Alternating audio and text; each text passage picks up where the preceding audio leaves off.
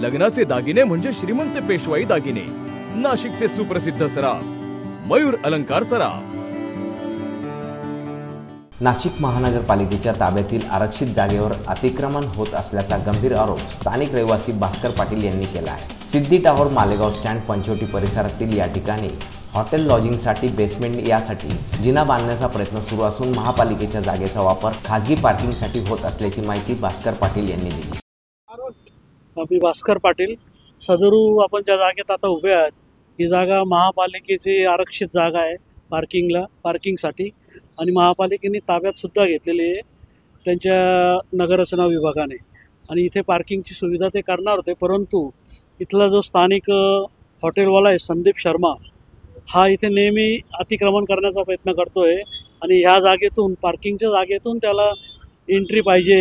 अतिक्रमण करतोय तो, तिथून त्याला बिल्डिंग प्लॅनमध्ये सँक्शन नसताना तो इथून पायऱ्या करायचा प्रयत्न करतोय आणि त्यासाठी तो नेहमी इथं JCB आणतो, खड्डा करतो। आता सकाळपासून 2 गाड्या काढून नेल्या, आता 3री गाडी आम्ही थांबवून ठेवली आणि JCBवाला जो होता तो निघून पळून गेला। आता आम्ही तहसील ऑफिसला सुद्धा कळवलेलं आहे, तहसील ऑफिसवाले पण येत आहे, त्याच्यामुळं आता हे तहसील ऑफिस पण आता हे गाडी बहुतेक जमा करून घेतील।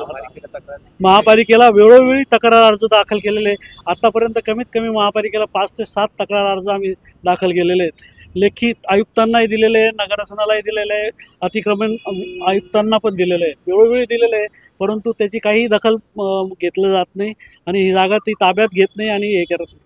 वास्तविक त्याचं बऱ्यापैकी खाली अतिक्रमण आहे, त्याच्यासुद्धा वेळोवेळी आम्ही तक्रारी दिल्या आहे। तारखासहित तुम्हाला सगळं डिटेल्स आम्ही जेरॉक्स देतो, त्याच्या पूर्ण 7-8 तक्रारी आम्ही आतापर्यंत दिलेल्या आहे महापालिकेकडे। पोलिसांना सुद्धा आम्ही तक्रार केलेली आहे, पोलिसांना पण आम्ही मागे आमची एक केस झालेली होती त्यावेळेस पण आम्ही एनसीआर दिली होती। आजही आम्ही सकाळीच पोलीस स्टेशनला जाऊन आलो, पोलीस स्टेशनला सांगितलं का असा हा मनुष्य नेहमी इथे येऊन दादागिरी करतो आणि प्रॉब्लेम करतो, तर तुम्ही ते लक्ष द्यावं, याच्या अधिकाऱ्यांनी लक्ष द्यायला पाहिजे। वास्तविकपणे एवढ्या तक्रारी आणि एवढ्या अर्ज आपले गेले असताना अधिकारी लक्ष देत नाही म्हणजे याचा अर्थ काय? पाटील यांनी याआधी महापालिकेला अर्जाद्वारे संबंधित अतिक्रमणाची माहिती दिली होती, त्यानंतरही JCBच्या साहाय्याने खोदकाम सुरू असून तळमजल्यावरील नवीन मार्ग तयार करण्याचा प्रयत्न दिसून येत आहे। जर यावर त्वरित उपाय न झाल्यास आम्हाला न्यायालयाचा दरवाजा ठोठावण्याशिवाय पर्याय उरणार नाही, असेही पाटील यावेळी म्हणाले। स्थानिक नागरिकांमध्ये या अतिक्रमणामुळे रोषाचे वातावरण असून महापालिकेच्या नगररचना विभागाने तात्काळ कारवाई करून ही जागा मोकळी करावी अशी मागणी त्यांनी यावेळी केली। जितेंद्र इंगळे, मी नाशिककर न्यूज, नाशिक।